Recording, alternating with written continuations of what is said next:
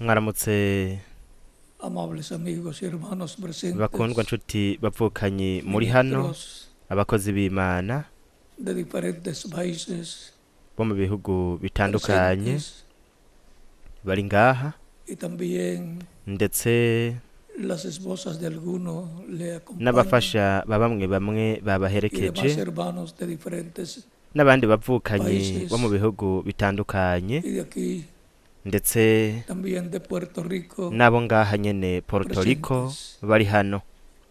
Que las bendiciones de Cristo, el ángel del Ese imigisha ya pacto, Kristo marayika sean sobre cada w'isezerano uno de yoba ustedes kuri umwe wese muri y mwebwe pronto se haga una realidad kandi vuba la visión de la carpa iyerekwa ry'ihema rihinduka donde ukuri están prometidas ahasezeranirijwe imigisha myinshi ivuye ku en las Mana cuales hari nayo la columna de fuego que le inkingi apareció a y'umuriro Moisés imwe yiyereka Mose y que acompañaba igaherekeza a los diferentes mensajeros de Dios, intumwa zitandukanye profetas de z'Imana Dios, abavugishwa n'Imana tanto del Antiguo Testamento baba abo como mu del isezerano Nuevo rya kera ndetse Testamento, n'abo mu isezerano risha. vendrá Iyo nkingi en y'umuriro cumplimiento de la izoza gran carpa mu catedral gushitswa kw'ihema rinini Carpa Cathedral y kandi se moverá a izokwimukira un cuartito pequeño de madera mu kumba gato que k'imbaho habrá kazoba en el cumplimiento de la kari mu visión gushitswa de kw'iyerekwa la gran carpa catedral igihema nini Carpa que Cathedral fue mostrada al reverendo igeretswe Revera William Branham, William Branham, en donde aho nos dará la fe para ser transformados, tuzohabwa ukwizera kuduhesha llevados con guhindurwa Cristo a la cena no kujana na Kristo mu de las bodas mazimano del Cordero, y'ubukwe bw'umwagazi w'intama. que se haga una realidad.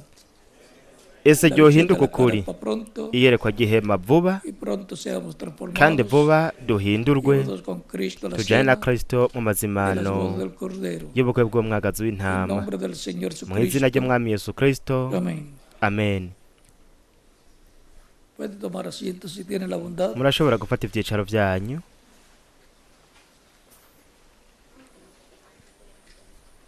Hemos visto Twariko turumva que en el tiempo de Moisés, yuko mu gihe ca Mose él viajaba we yagenda desde el monte Sinaí uhereye ku musozi en Sinayi adelante ukabandanya, con un tabernáculo yagenda afise itabernakulo Una carpa. canke ihema a través de 40 años muri irya myaka estuvo llevando al 40 pueblo aho abantu por el desierto. yari kabajana mu bugaragwa. Esa es una señal muy grande Ico ni ikimenyetso para el gikomeye ministerio de cane Moisés. ku bukozi bwa Mose, Y el ministerio de Elías kandi ubukozi bwa Eliya tiene nabwo que ver con la restauración butegerezwa kuba bufitaniye isano de Israel. no kugarurwa kwa Pues Isirayeli, fue el profeta Elías kuko n'umuvugishwa el Eliya que convocó niwe yatumiye a las tribus imiryango del norte, las 10 yo mu tribus buraruko, imiryango en el 10 monte Carmelo. ku musozi Karumeli. Esas tribus se habían apartado Iyo miryango yari a la yatandukanijwe idolatría, n'ibigirwamana no gusenga pues el ibigirwamana, rey kuko umwami les había colocado yari 2 becerros yabashingiye de oro en 2 ibimasa bibiri vya zahabu mu bisagara bibiri. y el pueblo Abantu se rero había tornado baraheza a la idolatría. bahindukirira gusenga Tenían hasta ibigirwamana, sacerdotes de Baal. bari banafise n'abaherezi ba Bayali.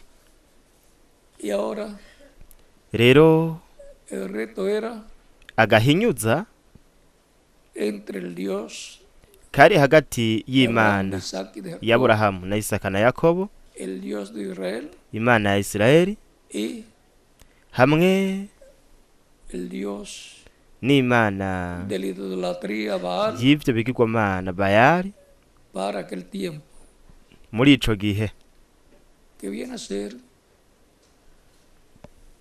la religión ivyo bigirwamana babilónica nivyo vyahindutse biba idini ry'i Babuloni en medio del pueblo hebreo, ryashizwe mu bwoko bw'Abaheburayo, la cual trajo muchos problemas ariryo ryazanye ibibazo Israel. byinshi cyane kuri Isirayeli, Aún el rey Salomón, byazaniye antes de ibibazo esa Isirayeli. ocasión, ndetse n'umwami Salomo imbere y'ico lo gihe encontramos turamubona desviándose del programa de Dios yahuvye ku mugambi w'Imana, y nuko permitiendo yemera que las ko esposas que tenían abagore yari afise de entre las naciones gentiles bo mu bihugu vyo mu mahanga, cercanas a Israel, ibihugu bibanyi vya Isirayeli, naciones que eran idólatras, ibihugu vyasenga ibigirwamana, colocaran su religión yemereye yuko abo bagore y templos de bashira su religión, iyobokamana ryabo hamwe n'ingoro dejó entrar z'iryo dini ryabo muri la Isirayeli. idolatría Yararetse en medio de Israel. ugusenga ibigirwamana kuraja muri Isirayeli. Nico gituma Dios Imana dijo que el reino de yavuze David, ko el cual ubwami había bwa heredado Dawidi Salomón, aribwo yari sería yaraze dividido. Salomo, yavuze ko y bugabugwamwo les serían dadas imiryango 10 ikazohabwa ukomoka muri Efurayimu, y hanyuma Israel quedaría Isirayeli nayo con un número muy pequeño igasigarana igitigiri Yuda. gito cane, Yuda y la tribu de Benjamín hamwe n'umuryango wa Benyamini, quedarían niyo miryango con el yari rey de gusigara Judá. mu bwami bwa Yuda. Por lo cual Nico gituma encontramos que en el tiempo del hijo tubona de ko Salomón mu gihe c'umwana wa fue Salomo dividido el reino ariho ubwo bwami en dos partes, bwacikamwo ibice bibiri, dos tribus para el reino imiryango ibiri del sur, Judá ija mu bwami bwo mu y bumanuko, Benjamín, umuryango wa Yuda n'uwa y 10 Benyamini. tribus para el reino del norte, Imiryango 10 nayo ija mu bwami bwo mu buraruko, lo lideraba ariyo yari un irongowe descendiente de n'ukomoka Efraín, muri Efurayimu, al cual quiso matar ari nawe Salomón Salomo yashatse kuyica cuando supo que a ese igihe sería yamenya yuko que uyo Dios le daría 10 ari tribus w'Imana izoha imiryango 10 cuando fuera roto el reino igihe de David. ahagabugwamwo ubwo Dividido bwami bwa Dawidi dos bucika partes. nk'ibice bibiri. Todavía no se ha Kugeza n'uyu munsi, unificado kugeza n'uyu munsi Israel, Isirayeli ntiriyunga, porque sin las 10 tribus del norte kuko hatabaye n'imiryango 10 yo mu buraruko no está completo. Isirayeli ntibikwiye. Pero Elías en aquel tiempo, Ariko Eliya ico gihe vean ustedes, mwitegereze hizo el reto de parte de Dios yakoze y agahinyuza el que respondiera por kavuye ku fuego, Mana, kandi consumiendo el sacrificio, uwari kwishurisha ese umuriro sería Dios. agaturira ikimazi, iyo yari kuba ariyo Y Mana. aceptaron aceptaron el reto. Baremeye rero ako Los gahinyuza sacerdotes paganos, abaherezi b'abapagani, pero Elías sabía lo que tenía que hacer. ariko Eliya yarazi ico gukora ico Era arico. un hombre, un profeta Yari enviado umuntu umuvugishwa yarungitswe para llevar n'Imana a cabo esa kugira labor ngo akore en ico el gikorwa programa divino umugambi de w'Imana, reconciliar nuko aheze las tribus del norte ananywanishe con yuzuze Dios. ine miryango yo mu buraruko Hizo reto. ayunge n'Imana. Yakoze ako Los gahinyuza, sacerdotes de Baal abaherezi ba Bayali no pudieron ntibashoboye hacer descender fuego kumanura sobre el umuriro sacrificio que ellos ku bimazi ofrecían bo bari al bashikanye Dios de ellos. bashikaniye Imana zabo. Pero cuando Elías clamó, Ariko igihe Eliya vino yasemerera, fuego sobre el sacrificio haciye haza umuriro que Elías estaba uza ofreciendo ku kimazi Eliya yari yashikaniye Imana, consumió nuko el uturira sacrificio. ico kimazi. Elías, Eliya su ministerio ubukozi bwiwe es manifestado bugaragara 5 veces. inshuro 5 En Elías Tisbita, la primera muri Eliya ocasión, butishubi, inshuro ya mbere, la segunda ocasión en inshuro ya Eliseo, kabiri muri con Elisa una doble porción, afise imigabane ibiri, tipo y figura ishusho n'urugero del que vendrá en la quinta vy'uwuzoza mu manifestación kugaragara kwa del gatanu ministerio de Elías con una k'ubukozi doble bwa porción. Eliya afise imigabane ibiri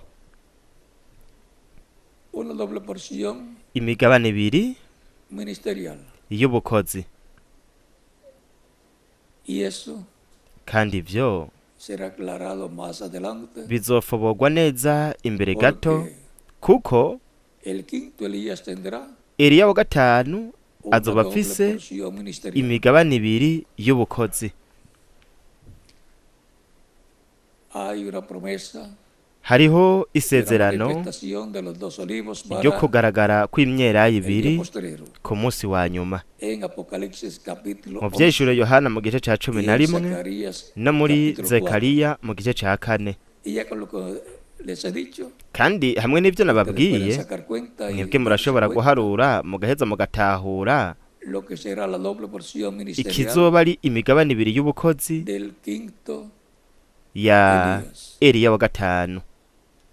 Eso es lo que está prometido para el tiempo final. Ivyo nivyo vyasezeranijwe ko bizoba mu gihe Por ca tanto, nyuma. eso es lo que Dios Kubw'ivyo rero ivyo nivyo estará Imana cumpliendo izoba iriko irashitsa tanto para la iglesia haba del Señor kw'ishengero Jesucristo, ry'umwami Yesu Kristo de donde saldrán ahazova esos ministerios, se para ubwo bukozi bendición kubw'umugisha de Israel, wa Isirayeli, para la reconciliación de kugira Israel. ngo Isirayeli yuzure n'Imana.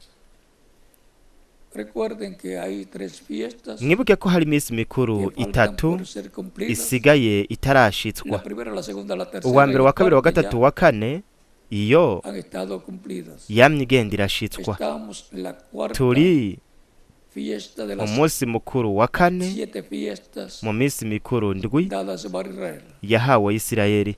La fiesta cuarta es Umunsi mukuru wa kane la ni fiesta de Pentecostés, umunsi mukuru wa Pantekoti, la cual uwo comenzó el día de Pentecostés watanguye ku munsi wa Pantekoti y todavía continúa kandi n'ubu bajo la uracabandanya dispensación mu kiringo de la gracia. c'ubuntu. Ya han transcurrido Haramaze guhera alrededor de 2000 años nko na myaka ibihumbi por la bibiri fiesta de Pentecostés, mw'uno munsi mukuru wa donde Pantekoti. Dios Haramaze guhera nk'imyaka ibihumbi bibiri mw'uno munsi mukuru wa Pantekoti, el aho trigo, Imana yamye ihamagara yegeranya ingano abahungu el n'abakobwa cuerpo b'Imana místico de Cristo. mu mubiri w'ibanga wa Kristo. Luego vendrá Hanyuma hazoza la fiesta de las trompetas umunsi mukuru w'inzamba de Levítico wo capítulo mu Balewi 23, verso igice ca 23 umurongo wa 24 y kugeza esa ku 25, fiesta kandi uwo munsi es para mukuru Israel. ni uwa Isirayeli. Es Ni Israel siendo convocado Isirayeli iriko iratumirwa por Dios ihamagagwa a través del n'Imana ministerio biciye mu bukozi de los dos olivos bw'imyelayo ibiri de Zacarías capítulo yo muri 4, Zekariya versos igice ca 11 kane umurongo wa 11 al 14, kugeza ku wa y 14, Apocalipsis no mu capítulo 11, vyeshure Yohana mu versos gice ca 11 1 umurongo wa mbere al 14. kugeza ku wa 14.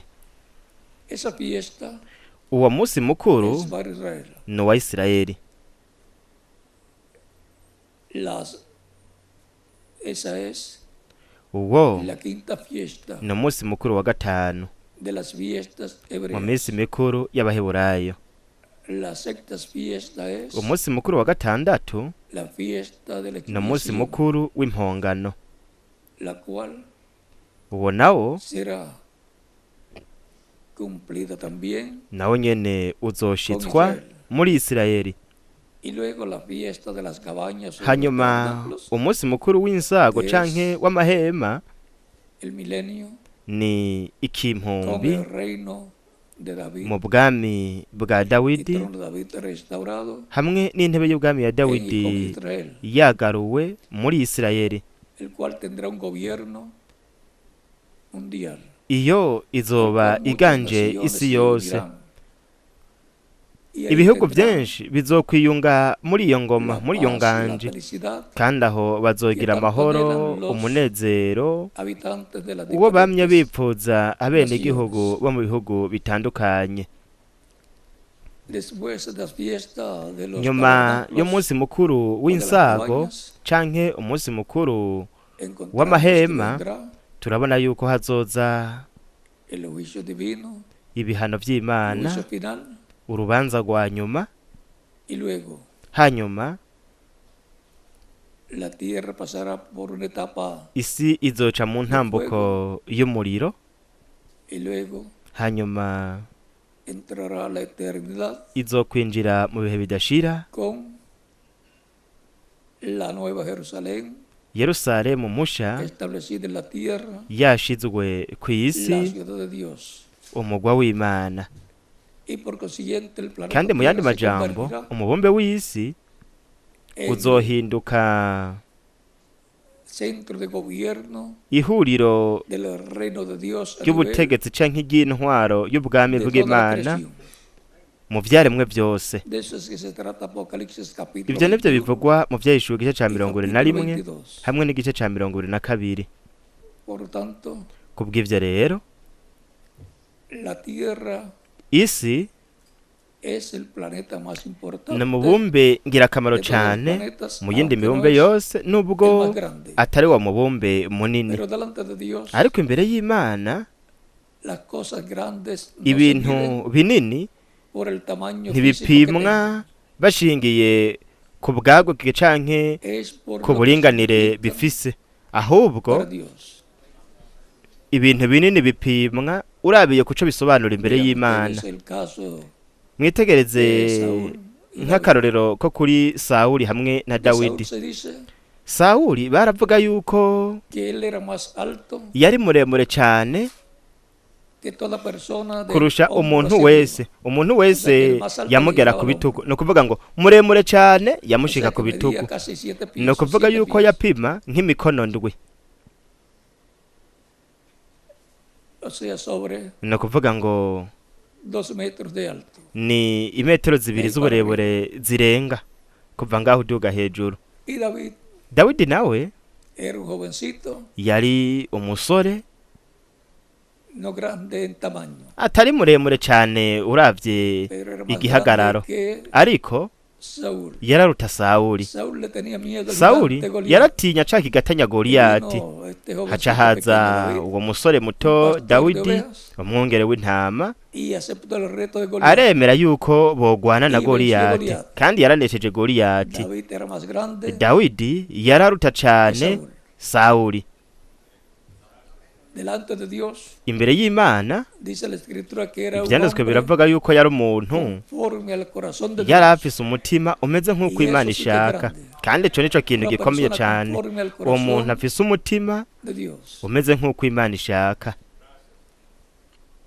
Y ahora Rero podemos ver turashobora kubona la grandeza desde el ubukuru punto de vista nk'uko de Dios. Imana yo ibiraba.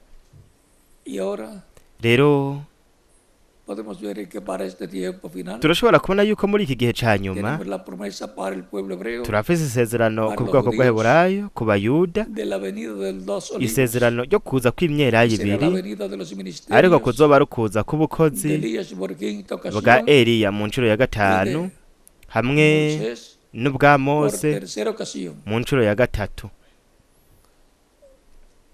lo cual arivyo será cumplido bizoshitswa en este tiempo final. muri iki gihe ca nyuma. Y lo que será Kandi el séptimo sello ikizoba ari ikimatanije c'indwi para la iglesia del Señor Jesucristo kw'ishengero ry'Umwami Yesu Kristo,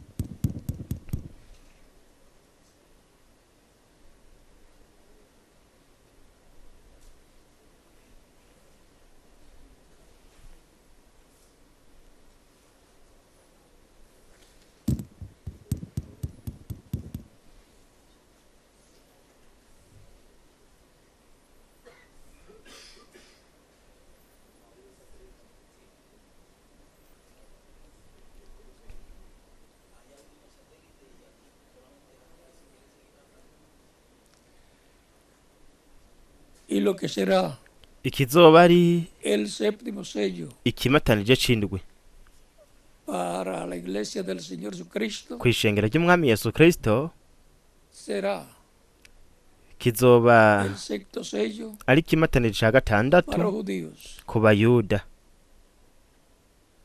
O sea, Ni ukuvuga lo que será la venida del Señor ikizoba ari ukuza para la k'umwami iglesia kw'ishengero será el sexto sello. azoba ari ikimatanije ca gatandatu, La venida azoba de Moisés y Elías ari ukuza kwa Mose na para los Eliya judíos. ku bayuda. ¿Vieron qué fácil es? Mwumvise ingene vyoroshe?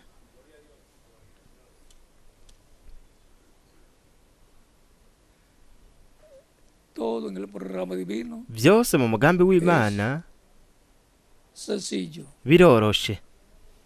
Por lo tanto, ellos van a estar viendo lo Kubw'ivyo mismo rero bo bazoba bariko que estará barabona viendo la iglesia del Señor. ico nyene ishengero ry'umwami Yesu Kristo rizoba ririko rirabona.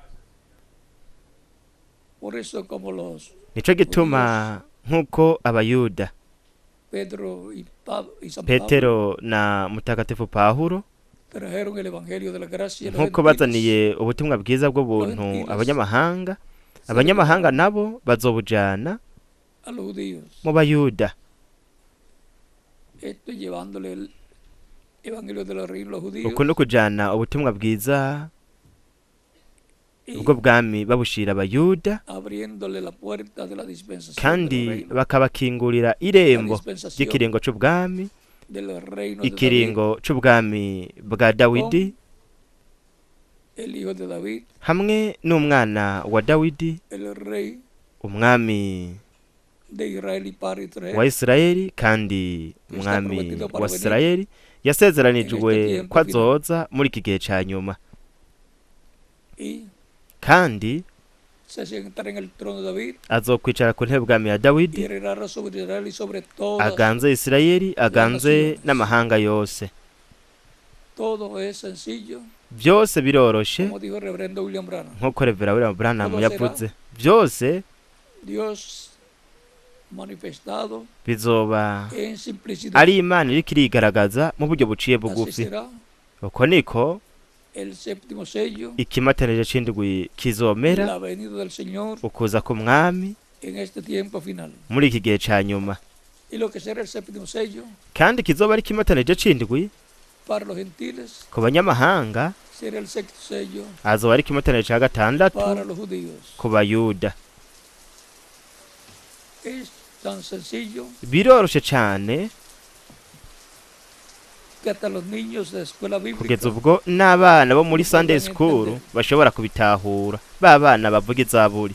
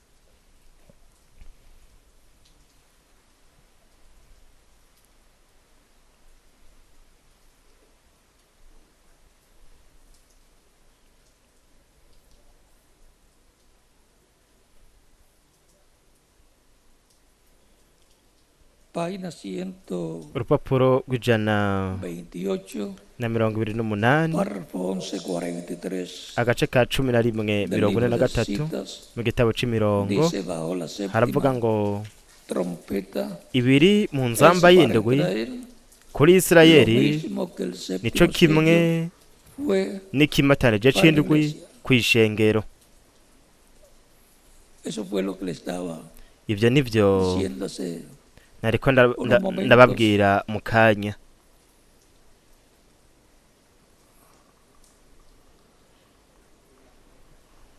Y ahora Rero estamos viendo la relación turiko turabona isano que habrá irizohaba de la venida del Señor para su iglesia ry'ukuza k'umwami kw'ishengero con la ryiwe venida de los dos olivos hamwe no kuza kw'imyelayo ibiri kuri Isirayeli. Por lo tanto Kubw'ivyo rero tenemos que estar despiertos dutegerezwa kuba dukangutse espiritualmente mu buryo bw'impwemu para que no se nos pase kugira ngo esa bendición tan ntiducikwe grande que none mugisha ukomeye donde cane recibiremos la uhari fe aho para tuzoronka ser ukwizera transformados kuduhesha y guhindurwa llevados con Cristo no kujana na Kristo a la cena mu mazimano de las bodas del Cordero. y'ubukwe bw'umwagazi w'intama.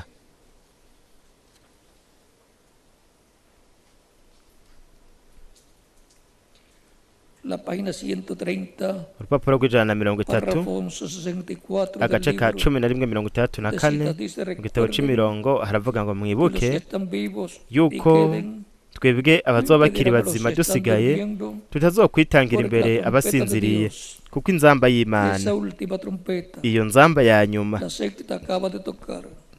ya gatandatu ijeje kuvuga. Iyo nzamba ya nyuma Como el rero último sello, nk'ikimatanije será ca la nyuma venida del Señor. azoba ari ukuza k'umwami. Tocará los Izosamirana muertos en Cristo se abapfuye bizera levantarán Kristo primero, nibo bazobanza solo kuzuka. descansando Bararuhutse gusa hasta ese tiempo. kugeza ico gihe.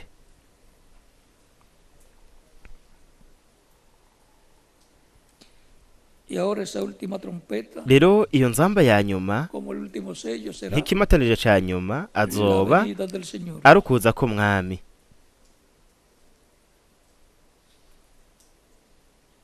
Y había dicho Kandi yari yavuze ko que bajo la séptima trompeta ibiri mu nzamba y'indwi es para Israel lo mismo kuri Isirayeli nico kimwe que el séptimo sello n'ikimatanije para la c'indwi iglesia. kw'ishengero.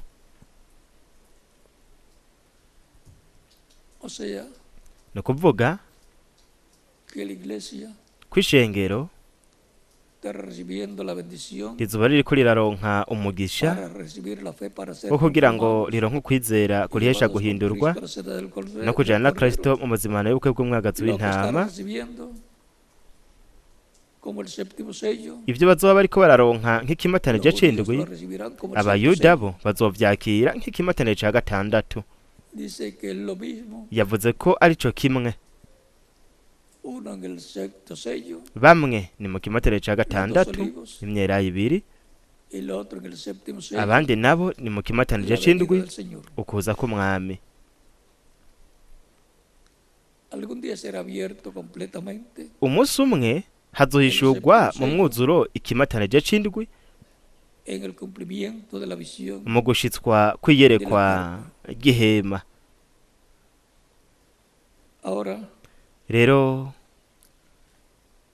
un templo para Dios ingoro y'Imana, Imana y'Aburahamu de Isaac na Isaka y de Jacob na Yakobo, era lo que tenía Moisés niyo Mose yari afise, ariyo yari yarubatse allá hariya en el territorio del Sinaí. mwa kiriya kibanza co kuri Sinayi, kandi Continúa hacia adelante aho yaranarabandanije imbere ajana iryo hema. cuando se ponía viejas las pieles, Hariryo igihe tenían que insato cambiarlas. zaba zishaje batereza Él kuzihindura. caminó, Dios caminó Mu nzira Imana yagendanye nabo Santísimo, iri ahera ha donde cane, estaba el arca del pacto, ahari hari isanduku ry'isezerano, y dice que kandi de tabernáculo biravugwa ko en tabernáculo. yava mw'ihema ija mu rindi. No que eran diferentes tabernáculos, sino Suko yari amahema que atandukanye, cuando se ahubwo igihe una parte o todo, igice kimwe caba cashaje canke ryose bararihindura. no sabemos cuántas veces Ntituzi tuvo que incuro cambiar alguna byoba byarabaye ngombwa yuko bahindura urusato, pero eso lo veremos después. ariko ibyo tuzobibona hanyuma Estudiaremos. mu kimpumbi tuzovyiga. Así es que la tierra va a ser llena del nuko conocimiento rero isi izokuzura de la ubumenyi gloria de Dios durante el bw'icubahiro c'Imana reino milenial. mu nganje y'imyaka igihumbi. Eso es la dispensación aho ni mu kiringo del reino. c'ubwami. Un templo ingoro es ni un lugar de morada para Dios y ikibanza Imana yabamwo, kandi está iyo ni ingoro y'Imana. el templo hariho ingoro tabernáculo que canke ihema ryubatswe Moisés, na Mose, el cual podía entrar al iryo lugar santísimo cuando yashobora kwinjira ahera ha era cane necesario. inshuro zose yaba abikeneye, inshuro zose byaba ari ngombwa. Ya no hanyuma podía Aroni entrar we ntiyashobora kwinjira cuantas veces él quisiera. inshuro zose ashatse, Solamente una vez. gusa yinjiramwo rimwe mu Y no sin mwaka, sangre kandi ntiyinjira del atajanye sacrificio de amaraso y'ikimazi del día de c'impongano expiación. co ku munsi De w'impongano. Levítico capítulo 23, versos ivyo bivugwa mu Balewi igice ca 23 umurongo al 29. wa 26 kugeza ku 29. Pero Moisés ariko Mose we podía entrar yashobora kwinjira cuantas veces inshuro zose viera necesario igihe entrar. yababonye yuko bikenewe ko yinjirayo. Y ahora rero la presencia de Dios que estaba en el monte Sinai, ukugaragara kw'Imana kwari kuri ku musozi Sinayi rero kwaciye donde al kwimukira tabernáculo que hehe construyó Moisés, mu ihema ryubatswe na Mose, en el nuko lugar santísimo. kuba ahera ha cane. Y de noche mw'ijoro se veía todo la presencia haboneka de Dios en la columna de ukugaragara fuego kw'Imana kose kuri mu nkingi y'umuriro que yamurika resplandecía. yaka, Y iba al pueblo, se iba viajando de noche. kandi yararongora abantu mu gihe baba bariko baragenda mw'ijoro. Una ku nube murango naho cari igicu que los cubría del sol. c'abakingira izuba. Diríamos que iban por el twavuga desierto yuko con aire bagenda mu bugaragwa mu bihe bitoroshe, porque en un desierto kuko mu bugaragwa hasta las ovejas buscan n'intama un árbol de zirarondera sombra para igitutu sentirse más c'igiti kugira ngo cómodos o cómodas. zije munsi y'ico giti, muri ico gitutu zumve ziguwe neza mu bugaragwa. Siempre buri gihe encontraremos que los animales buscan tuzokwama tubona yuko ibikoko canke ibitungwa el birondera ser humano debe igitutu. buscar la sombra de Dios. n'ikiremwa muntu naco nyene gitegerezwa kurondera igitutu c'Imana, kuko uba mu bwigobeko bw'isumba Morará bajo la byose sombra azokwama del aba Omnipotente. mu gitutu c'ushobora byose. Y ahora rero el Señor en la columna de fuego umwami iba mu nkingi y'umuriro por el desierto acompañando a yagenda Israel, mu bugaragwa aherekeje Isirayeli, porque arongora ellos nunca habían Isirayeli, pasado por ese kuko bo ntibari bwigere baca namba muri iyo nzira, camino, y los llevó por la parte kandi yabashikanye más mu favorable gice para que no tuvieran kimeze neza kugira ngo yabacishije mu gice kimeze neza kugira ngo ntibe ngombwa yuko bagwana n'ibindi bihugu bidakenewe, tuvieran miedo, kugira ngo ntibagire ubwoba, nuko no se regresaran ngo bahave basubira a Egipto muri Egiputa, o canke no fueran a morir todos ntibahavure bapfa bose por la guerra bishwe n'intambara en el desierto. mu bugaragwa. Y ahora rero eso muestra la trayectoria de ivyo las vyerekana edades urugendo de la iglesia rw'ibihe también. vy'ishengero. Las byongeye. 7 edades de la iglesia ibihendwe vy'ishengero está tipificada bishushanya en los 40 años ijya myaka que 40 Dios llevó al pueblo de Imana Israel yajanye al desierto ubwoko bwa por Isirayeli mano mu del bugaragwa profeta Moisés. ikoresheje ukuboko k'umuvugishwa Mose. Luego encontramos hanyuma turabona a Dios Imana en el templo que construyó mu ngoro el yubatswe rey Salomón. n'umwami Salomo. encontramos que cuando Salomón dedicó el templo turabona a ko Dios, igihe salomo yegurira ingoro así como imana pasó cuando Moisés nk'uko vyabaye igihe dedicó mose el tabernáculo a Dios, yegurira que rya vino hema Dios en una imana, columna de fuego, imana en esa yaraje nube y mu habitó nkingi dentro y'umuriro muri ico gicu iba del templo imbere mu ngoro o tabernáculo que canke construyó Moisés, mw'ihema mose vino en esa yubatse, nube y habitó ico dentro gicu caraje del kiba tabernáculo imbere muri iryo en hema el lugar santísimo, ahera ha cane, porque este es el lugar de kuko morada ico de nico Dios. kibanza imana ibamwo, Este es el lugar, piedra ico nico angular kibanza ibuye rikomeza del imfuruka tabernáculo ry'ihema que construyó Moisés, y el ryubatswe na templo mose hamwe que n'ingoro construyó el rey Salomón. yubatswe n'umwami salomo, Y es también kandi vyongeye ni el tipo y figura ishusho n'ingero de la iglesia y'ishengero en la etapa de edad de piedra mu angular, ntambuko y'igihe c'ibirekomeza imfuruka, porque esa es la etapa kuko iyo niyo ntambuko para la dedicación yo kwegurira y venida del imana Señor hamwe no kuza a k'umwami su templo mu ngoro yiwe para habitar en su templo kugira en ngo toda abe su mu ngoro yiwe plenitud. mu mwuzuro wose. Ahora el templo también, Rero ingoro nayo nyene que está en el cielo, iri mw'ijuru tiene irafise el lugar de morada de Dios. ikibanza imana ibamwo, Por eso nico gituma Cristo es kristo ari sacerdote del templo celestial, umuherezi wo mu ngoro iri mw'ijuru mu rutonde rwa y melikisedeki, según ese orden kandi muri urwo rutonde de nyene Melquisedec, rwa melikisedeki los creyentes en Cristo abizera nacidos kristo bavutse ubwa kabiri son nabo sacerdotes n'abaherezi según el orden mu rutonde de Melquisedec. rwa melikisedeki. Y también vyongeye kandi Cristo es rey kristo ni umwami según el orden de Melquisedec. mu rutonde rwa melikisedeki. Y por consiguiente, Mu yandi majambo los creyentes en Cristo son abizera kristo nabo Reyes nyene también, ni según el abami orden mu rutonde de Melquisedec. rwa melikisedeki, Y Cristo también es juez kandi kristo ni n'umucamanza según el orden de mu Melquisedec. rutonde rwa melikisedeki.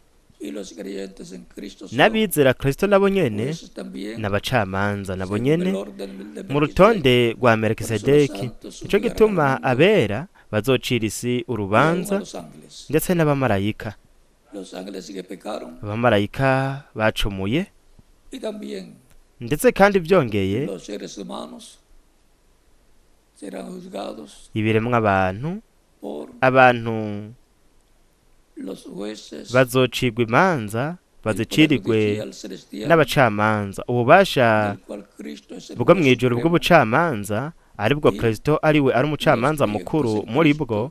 Abizera kristo nabo ni de abagize esa corte judicial, iyo sentare y'ubucamanza yo mw'ijuru, y eso es lo más grande kandi ico nico kintu gikomeye al cane cual puede pertenecer ico una persona. umuntu yoshobora kuba arimwo. Ser un miembro del cuerpo Kuba místico de uwugize Cristo umubiri w'ibanga wa kristo es ser un miembro ni ukuba uwugize del orden de urwo rutonde rwa Melquisedec. melikisedeki. También vyongeye kandi Cristo es kristo rey ni umwami según el orden de Melquisedec. mu rutonde rwa Los melikisedeki. creyentes en Cristo son N'abizera reyes kristo nabo nyene según el n'abami orden de mu Melquisedec. rutonde rwa melikisedeki.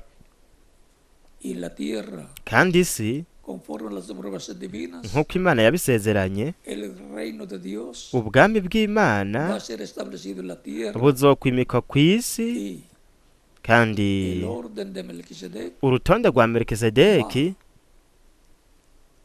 a dirigir nigo los destinos ruzogena del planeta Tierra amerekezo y'umubumbe w'isi, para la eternidad, ibihe bidashira, el trono de Dios intebe y'ubwami y'imana y del Cordero hamwe n'umwagazi w'intama estará en la tierra, izoba iri kw'isi en la Nueva Jerusalén. muri yerusalemu musha.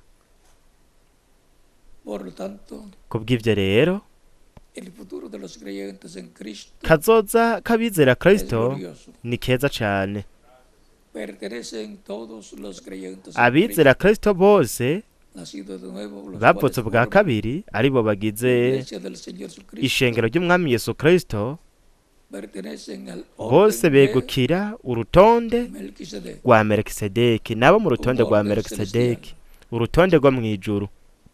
por eso nico gituma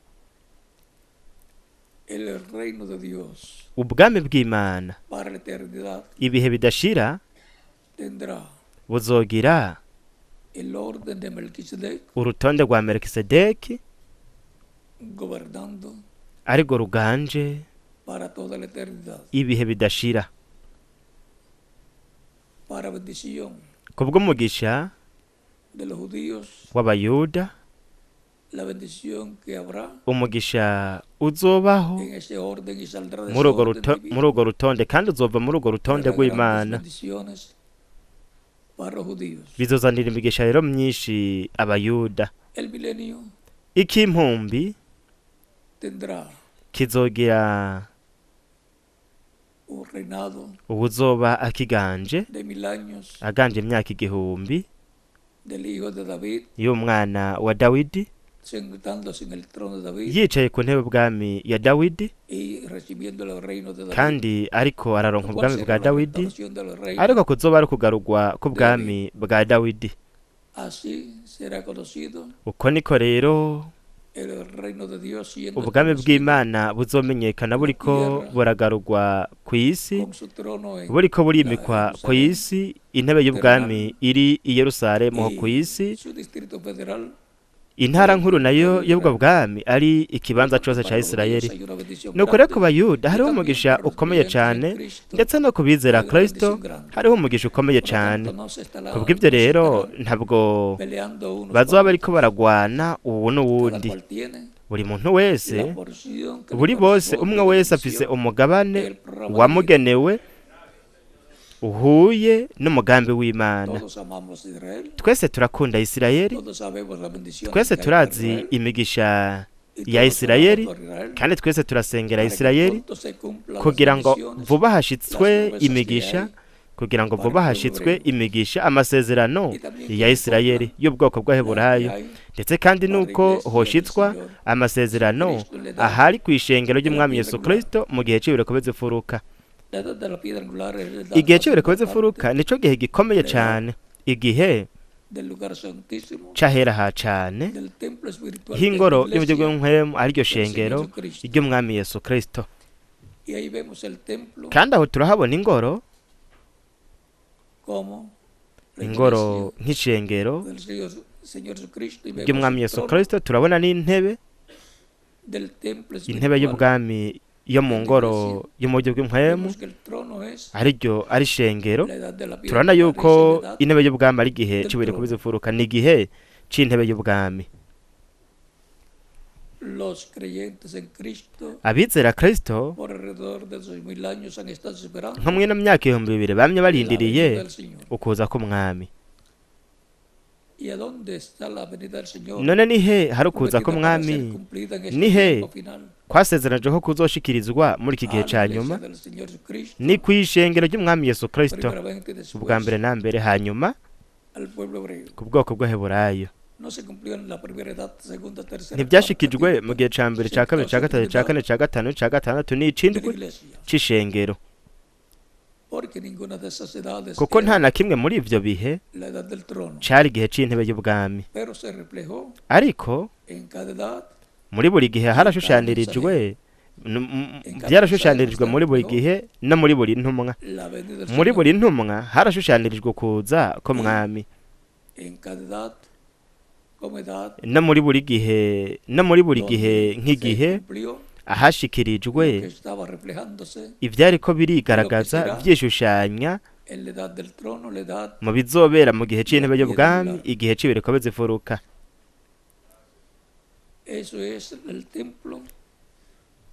Iyo ni ingoro nk'ishengero nk'umubiri w'ibanga wa Kristo. Kandi ingoro muntu nayo ari ifise umubiri, impwemu n'ubugingo, umubiri ni igice cyo hanze mwibaraza, impwemu nahera, ubugingo nabwo nahera ha cyane. Nico gituma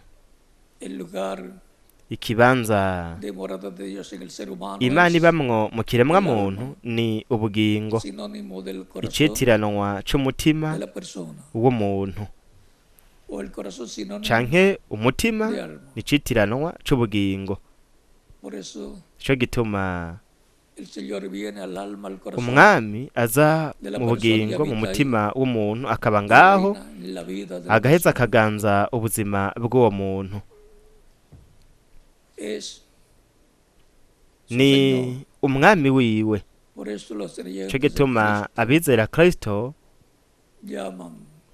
bita umwami,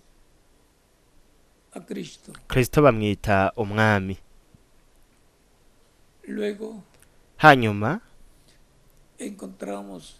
turabona ko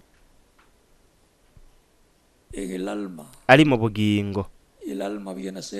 Ubugingo rero buca buba ikibanza c'ibuye rikomeza ifuruka c'umuntu ku giti ciwe. Ubugingo ni buye rikomeza ifuruka, nico umuntu ari mu by'ukuri. Ubugingo buzima ni igice ngirakamaro cyane mu muntu, ubugingo bwiwe. Ico gituma bivuga ngo ubugingo bukora icaha ubwo buzopfa.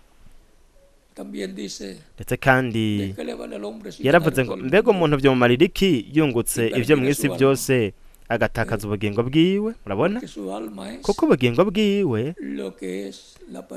nibwo umuntu ari mu by'ukuri. Impwemu ni umubiri wo mu bundi buringanire, umubiri w'inyama nawo umubiri ufadika, umubiri wo mu buringanire bwo ku isi.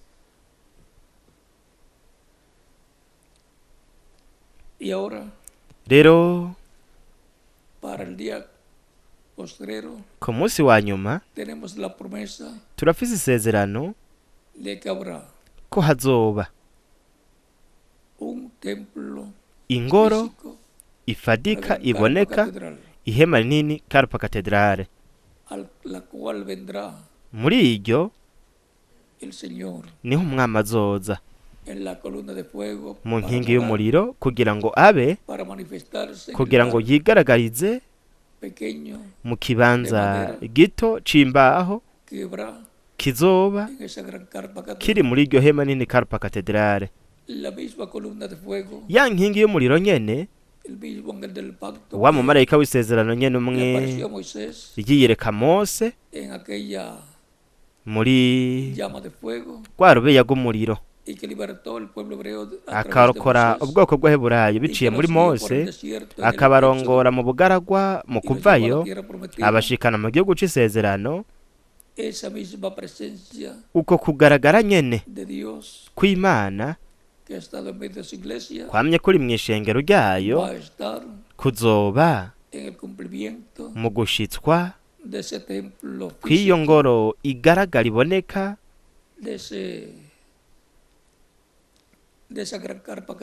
mw'iryo hema nini Carpa Cathedrale, kandi izokora ibintu bikomeye cyane. Igikomeye cyane kizoba ari ukuduha ukwizera kuduhesha guhindurwa no kujanwa n'umwami mu mazimano y'ubukwe bw'umwagazi w'intama, kandi ukwizera ko kunyakugwa no guhindurwa kuzanwa n'ikimatanije c'indwi, kuvuga ku kimatanije c'indwi, arico kizohishurwa mu mwuzuro. Kandi iki nico kizoduha ukwizera kuduhesha guhindurwa no kujana na Kristo mu mazimano y'ubukwe bw'umwagazi w'intama. Nk'uko kugira uguhishurirwa ko kuza kwa mbere kwa Kristo, abarose uko guhishurirwa vyabahaye ukwizera uguhishurirwa kubahesha guhindurwa imbere, kugira umwami yinjire muri mpwemu, yinjire mu bugingo bw'abo bantu, aheze akora ukuvuka bwa kabiri. Ku munsi wa nyuma naho iciyongera kuri uwo mugisha, azoduha ukwizera ko guhindurwa kugaragara, uguhindurwa kuboneka, kwiyongera ku guhindurwa ko mu buryo bw'impwemu, uko twamye turonka uhereye ku munsi wa Pantekoti kugeza ubu. Ku bw'ibyo rero, mu gihe cya nyuma azoduha imigabane ibiri, umugabane wo mu buryo bw'impwemu hamwe n'umugabane ugaragara uboneka.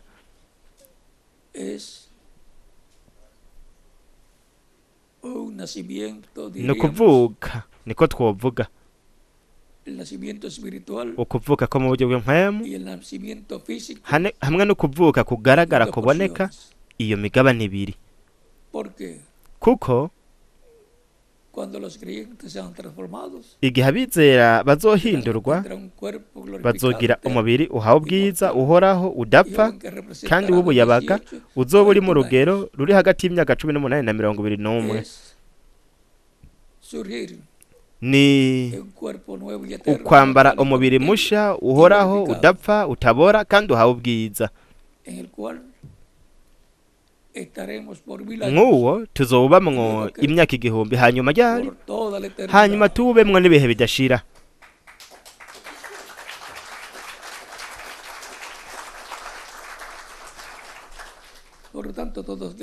Kubw'ibyo rero twese dushaka kuronka kwizera kuduhesha guhindurwa muri iki gihe cya nyuma, ndetse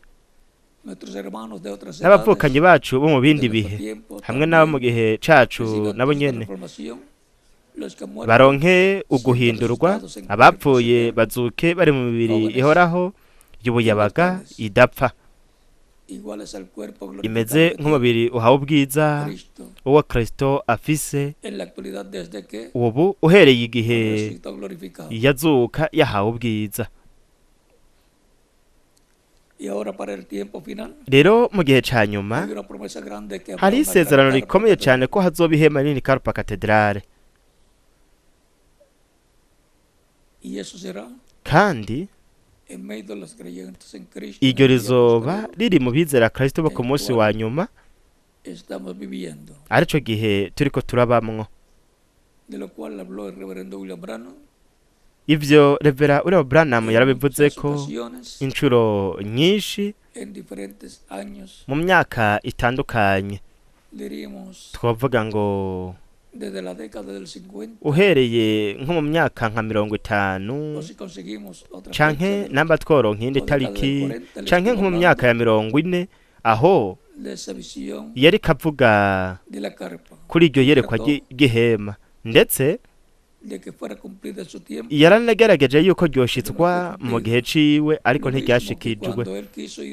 Ico kimwe n'igihe yashaka kuja muri Isirayeli, kuko yarazi ko muri we mpwemu w'Imana ariko aramukoreramwo ubukozi bwa Eliya mu ncuro ya 4, we ntiyari bwamenye ko ubukozi bwa Eliya bukora incuro 5. Yiyumviriye ko bwari kuzokora incuro 4 gusa. Mu yandi majambo, mu wanyuma buzokoreramwo ko azotegerezwa kuja muri Isirayeli, ariko hanyuma yereretswe ko ubukozi bwa Eliya bukora incuro 5. Nico gituma incuro ya 5 ni nk'umwe wo mu myelayi 2 yo muri Zekariya igice ca 4 murongo wa 11 kugeza kwa 14, n'ivyayishuwe igice ca 11 murongo wa 1 kugeza kwa 14. Ico gituma we yabaye integuza y'ibyo byose byari byarasezeranirijwe ishengero ryo mu gihe ciwiye ko bezifuruka. Wewe yabaye umwizigirwa nk'integuza yo kuza ku mwami azananye n'abamarayika biwe. ibyo nivyo byerekanwa muri Luka igice ca 41 ndetse no muri Matayo mutagatifu igice 24 ca 24 verso 25 umurongo wa 25 en adelante. ukabandanya. El Hijo del Hombre vendrá Umwana w'umuntu azoza en el reino mu bwami en el tiempo final. mu gihe ca nyuma. Por lo tanto, Kubw'ivyo rero Él vendrá azoza en su iglesia mw'ishengero ryiwe y kandi vendrá para azoza traer el reino de Dios. kugira ngo azane ubwami bw'Imana, yimike ubwami bw'Imana ku isi. Los miembros de este reino son Abagize ubwo bwami los ni creyentes abizera que forman la iglesia bagize ishengero del Señor Jesucristo, ry'umwami Yesu Kristo, que han entrado al reino al nacer abinjiye de mu nuevo, bwami mu kuvuka bwa han kabiri, entrado al reino de Dios. binjiye mu bwami bw'Imana. Por eso dijo Jesús a Nicodemo, el Cyo que no gituma nazca de Yesu nuevo, yabwiye Nikodemu el que no ati nazca del agua y del Espíritu no uwutavuka puede ubwa entrar kabiri ngo abyagwe n'amazi na al reino mpwemu de Dios. ntashobora kwinjira mu bwami bw'Imana. Así como hemos nacido en el reino terrenal, Nk'uko twavukiye mu bwami bwo ngaha ku isi, nacemos en el reino de Dios, tuvukira mu bwami en el campo bw'Imana espiritual. mu buryo bw'impwemu. Y cuando seamos transformados, Kandi niyo twahindurwa, entonces es como nuko nacer, rero ni nko kuvuka, es nacer ni ukuvuka físicamente, mu buryo bugaragara, entrar al reino de Dios. kwinjira mu bwami bw'Imana.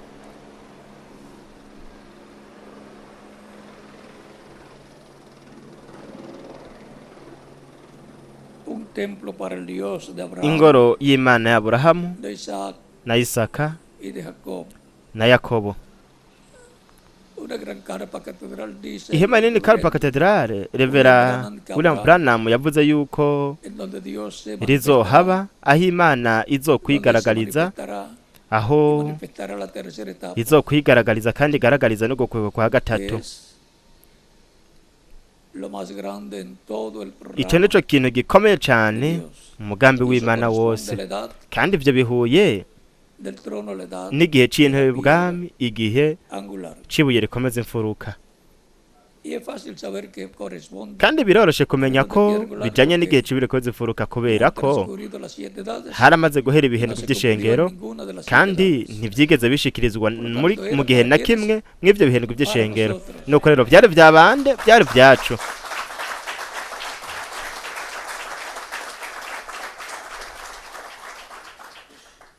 Recuerden que el lugar santísimo Mwibuke estaba yuko ikibanza cahera cane, en la parte oeste del ikibanza templo cahera ha cane cari kiri mu gice c'iburengerazuba bw'ingoro yubatswe n'umwami y del Salomo, tabernáculo que hamwe construyó n'ihema ryubatswe el profeta Moisés. n'umuvugishwa Mose. Y la construcción Kandi mu del nyubako templo espiritual de Dios, y'ingoro yo mu buryo bw'impwemu esta iglesia y'Imana, del Señor Cristo, hari iryo shengero ry'umwami Yesu esa Kristo. construcción ha venido del Iyo este nyubako yaje uhereye mu burasirazuba, por Israel, ica muri Isirayeli, Asia Menor, Aziya ntoya, Europa, Uburayi, Norteamérica Amerika ya ruguru, y ahora ubu naho en el territorio mu kibanza que también corresponde naco al oeste, nyene c'iburengerazuba, al occidente, la iburengerazuba América Latina y el Caribe. muri Amerika Latine na Karayibe. Miren dónde Murabe se cumple la edad de piedra angular. ahashikirizwa igihe c'ibire komeza La segunda imfuruka. se cumplía en Norteamérica. Igihe c'indwi cabereye muri Amerika ya La ruguru. primera edad de la iglesia se Igihe ca cumplió mbere c'ishengero cabereye muri Aziya ntoya. y 5 edades se cumplieron. Ibihe bitanu navyo vyashikirijwe mu Burayi. Todo viajando de este, Vyose rwari urugendo rwo kuva el sol del este, iburasirazuba uja iburengerazuba, nk'uko izuba naryo riva iburasirazuba rija iburengerazuba. termina Kandi iburengerazuba niyo izuba rirengera, kuko riba rihejeje urugendo rwaryo, hanyuma rigaca rigaruka kandi mu burasirazuba, mu buseruko. Urugendo rw'umwami nawe nk'izuba ry'ubugororotsi yaragendagenza uhereye iburasirazuba, Asia Menor, muri Aziya ntoya, Europa, Uburayi, Norteamérica Amerika ya ruguru y la América Latina y el hamwe Caribe na Amerika Latine na es el Karayibe mismo recorrido que ni da nagwo rugendo nyene el sol, nigo izuba porque rifata el Señor es kuko umwami representado, ashushanijwe n'izuba ry'ubugororotsi es el sol de justicia, n'izuba por ry'ubugororotsi tanto es kubw'ivyo representado el rero sol. ashushanywa A los que n'izuba temen mi nombre abo nacerá baha el izina sol ryanje izuba de ry'ubugororotsi justicia y en sus rizobarasira alas rifise tendrá salvación. ugukiza mu mababa yaryo. Malaquías Maraki capítulo igice 4 ca kane verso 2. umurongo wa kabiri. O sea que hay un Ni ukuvuga programa yuko hariho integura, Ya. hariho umugambi preparado por Dios wamaze gutegurwa desde n'Imana la fundación del mundo. uhereye kuva isi itarashirwaho Ahora imfatiro. nosotros estamos disfrutando Ubu rero twebwe turiko la twigina, parte turiko correspondiente del tunezerezwa tiempo final. n'igice gihuye n'iki Y gihe podemos ca decir, nyuma. las cuerdas Kandi nos han twoshobora traído kuvuga duti ubupfindo el lugar bwadukubitiye amabanga ahantu heza, ni que koko nos ha tocado. dufise umwandu mwiza. Cuando se dice Kandi iyo havuzwe ngo las cuerdas nos han imigozi traído canke lugares ubupfindo deleitosos, bwadukubitiye amabanga ahantu heza, grande la heredad que ni nos ha koko tocado. dufise umwandu Cuando se habla de mwiza. las cuerdas, Iyo se havuzwe está ku hablando migozi haba hariko de haravugwa una carpa con kw'ihema las sogas que hamwe n'imigozi se amarran para que babohesha no se mueva. kugira ngo ntiriguruke ntirigende, kugira Y ngo actualmente también ntiriguruke. se usan cables Ndetse ubu kandi baranakoresha que más fuertes que amakabre la soga, ariyo akomeye cyane kurusha imigozi canke imihotora lo que sea. canke ivyo arivyo vyose. Vienen a ser la soga como Iyo piedra migozi rero icimera nka ca giti bashigikiza que le llaman una inkingi, construcción de madera, ivyo que lleva bita las esquinas, mu nyubako que está la y'ibiti cane cane mu mfuruka ariho haba hari igiti, igiti gifashe imfuruka no se deja ntabwo bakireka conyene ngaho, ponen pie de amigo, ¿no? baragishiriraho umugenzi, ni ukuvuga ngo ikindi kigifata igiti kimeze nk'uku kuri uru ruhande hamwe no ku rundi ruhande kugira ngo ntikinyiganyige, kuko batabishizeho ivyo biti iyo nzu yoca inzira nyogomba ku ruhande rumwe n'urundi hanyuma igacigwa igaca isenyuka. el pie de amigo Ico giti rero gifata inkingi, kiba gishigikiye del inkingi Señor viniendo ry'umwami. Umwami aje abubaha izina ryanje izuba ry'ubugororotsi rizobarasira, uko ni ukuza kwa y Kristo. en sus alas Kandi mu mababa está el yiwe pie de amigo, ngico rero ca giti gifashe inkingi, los dos olivos, imyelayo uno a ibiri, cada lado. umwe umwe muri buri ruhande. Lo que quería Bimwe yashaka Jacob y Juan Yakobo na Yohana y la madre de ellos, hamwe na nyina wabo, porque todas las madres kuko desean abavyeyi lo bose mejor bipfuriza ivyiza abana babo. y no hay cosa mejor para Kandi los nta kintu na hijos kimwe de una madre ciza ku bana, que sus hijos nta kintu coba ciza ku bana b'umuvyeyi al Señor ko abana biwe pertenezcan bokorera al umwami, cuerpo místico ko boba abagize del Señor. umubiri w'ibanga w'umwami. Y ella le pidió a Jesús We rero yarahejeje asaba Yesu ko mu bwami bwiwe cada uno de sus hijos umwe wese mw'abo bana biwe a cada lado ko del yoba ari Señor. muri buri ruhande O rw'umwami. sea, Ni ukuvuga Jacobo Yakobo pie de amigo abe aquí, igiti kimwe gishigikira inkingi ngaha, y Juan el otro pie de amigo Yohana por nawe otro lado. ashigikira inkingi ku rundi ruhande.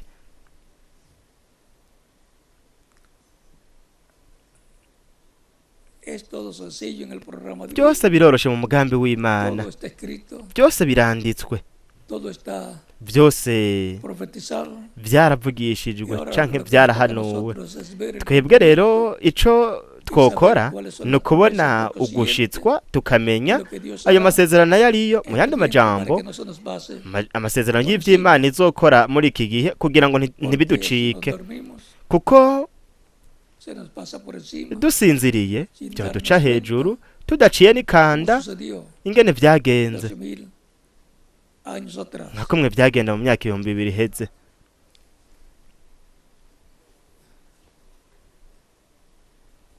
Un templo para el Dios Ingoro y'Imana de Abraham, ya Aburahamu, Isaac y Jacob. Isaka na Yakobo.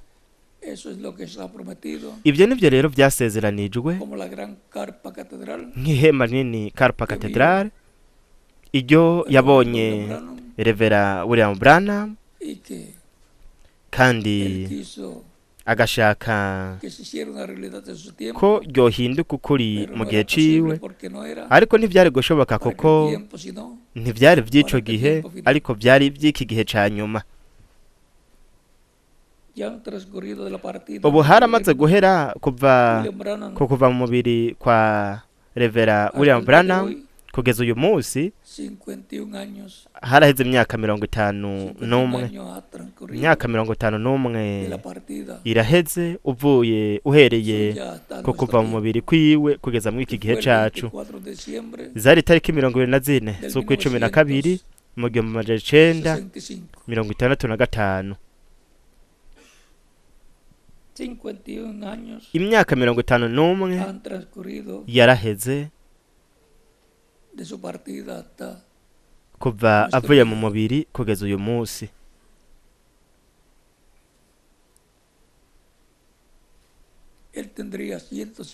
We yoba yafise imyaka 107 ubu yaba agihari, ariko yategerejwe kuva mu mubiri nka Yohana yishwe n'urupfu rubabaje.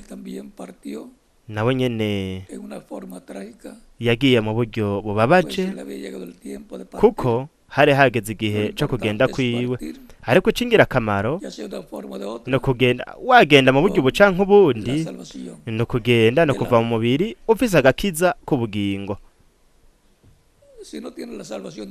Iyo udafise agakiza k'ubugingo naho wova mu mubiri gute mu buryo bwiza ntushika muri paradizo, nubwo wogenda neza gute ntuja muri paradizo. Ariko iyo ufise agakiza k'ubugingo nubwo intare yokurya, nk'uko vyagenze mu bihe vyaheze,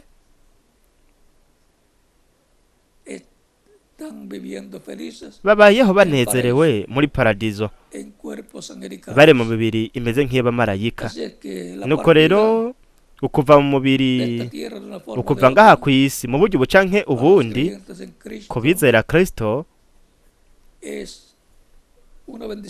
n'umugisha, kuko baja muri paradizo aho badategerezwa gukora, ntibaryama, ntibarya.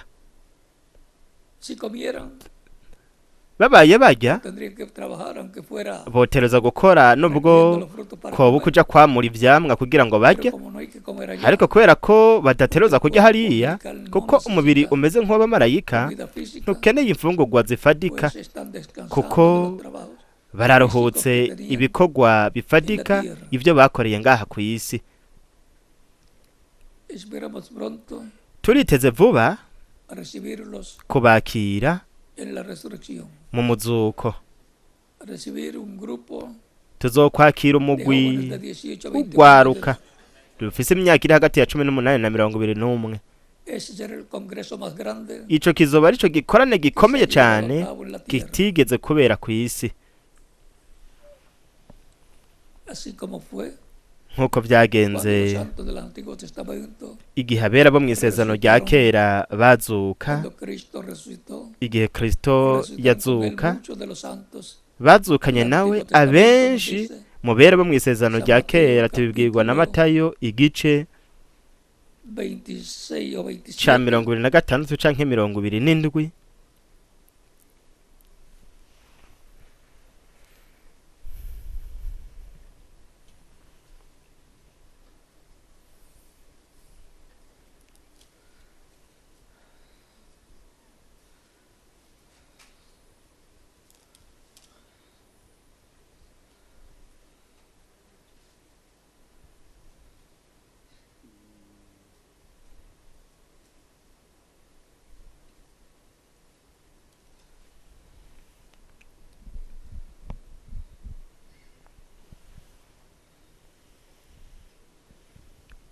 27.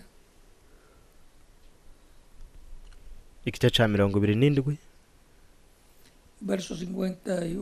murongo wa 51 kugeza ku 53 aravuga ngo igihuzu gikingiriye ahera cyane h'urusengero gitantabukamwo kubiri uhereye hejuru ugashitsa hasi. Isi iratigita, ibitandara birasaduka, imva ziruguruka, imivyimba myinshi y'abera bari basinziriye irazugwa bava mu mva amaze kuzuka bashika mu gisagara cera babonekera benshi. Rero umuzuko wabera bo mw'isezerano risha niwo wasezeranijwe kuzoba muri iki gihe ca nyuma. Abera bo mw'isezerano rya kera barazutse igihe Kristo yazuka. Ubu hasigaye umuzuko wabera bo mw'isezerano risha, abizera Kristo hamwe no guhindurwa kw'abakiri bazima muri iki gihe ca nyuma. Namba hari umuntu ashaka kwigira, ese Imana yomuhamagara,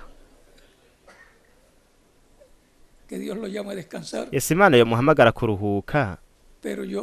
Ariko jewe sindushe, nuko rero jewe ndashaka kuguma ndi muzima gushika ku guhindurwa.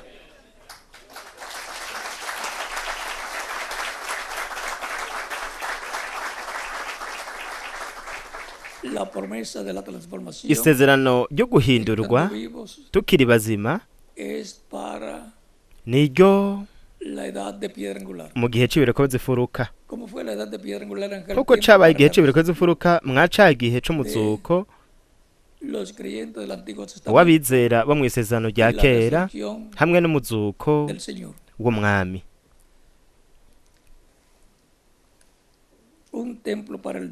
Ingoro y'Imana y'Aburahamu na Isaka na Yakobo. Twibuke yuko hariho ingoro ifadika iboneka, ihema ryubatswe na Mose, ingoro yubatswe n'umwami Salomo, hamwe n'ingoro yose yegurirwa Imana. Ni ingoro ifadika ifise inkingi, ifise impome, hamwe n'ihema rinini Karpa Katedrale rimwe Revera William Branham yabona. Nawe nyene ni ingoro ifadika iboneka y'Imana y'Aburahamu na Isaka na Yakobo. Abizera Kristo nabo ni nk'abantu, ni ingoro zifadika zo mu buryo bw'impwemu, mu mibiri y'inyama, ahaba ukugaragara kw'Imana muri mpwemu yera. Murabona? Kandi n'inkingi y'umuriro. Mpwemu yera niwe azoba ku munsi wa nyuma mw'ihema nini Karpa Katedrale, mu kibanza gito c'imbaho, aho azoshitsa ugukwego kwa gatatu. Uko Revera William Branham yarabujijwe kubisigura, gutanga insiguro kugira ngo yirinde ko bokwigana ivy'Imana izoba iriko irakora muri iki gihe ca nyuma. Kubw'ivyo rero ico Imana ifise muri iki gihe ni ukugaragaza ububasha bwayo hamwe n'ubwiza bwayo. Byose rero bizoba mu gushitswa kw'ihema nini Karpa Katedrale mu gihe cibuye rikomeza imfuruka. Mu gihe cibuye rikomeza imfuruka niho bizoshikirizwa. None tubimenya gute? Nuko bitashikirijwe mu bihe vyaheze, kandi bizoshitswa muri iki gihe ca nyuma. Kandi abizera Kristo bose ni ingoro nk'abantu. Twumvise ico arico ingoro, inzu y'Imana, kugira ngo Imana ibe kandi yigaragarize muri iyo. Ingoro ifadika, ingoro muntu nayo nyene, ingoro yo mu buryo bw'impwemu. Kuri jewe ryari ihirwe ridasanzwe kubana namwe muri kano kanya turiko turakora mu nzu y'Imana,